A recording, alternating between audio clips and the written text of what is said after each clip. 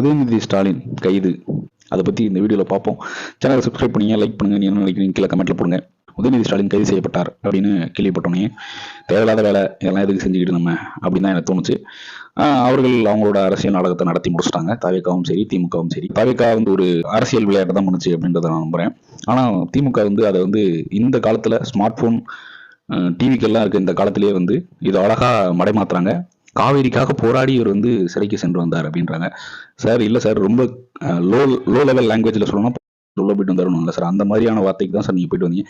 கேவலமான வார்த்தையை மேடையில் பயன்படுத்திய காரணத்தினால் சிறைக்கு செல்ல வேண்டிய கட்டாயம் இருந்தது.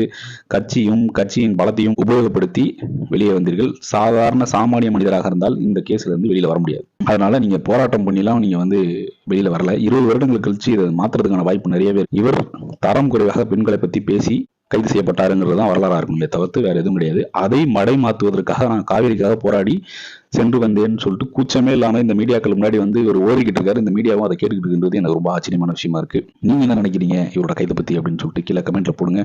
சேனலை சப்ஸ்கிரைப் பண்ணிக்கோங்க. லெட்ஸ் மீட் இன் another ஆக்கப்பூர்வமான கண்டென்ட்.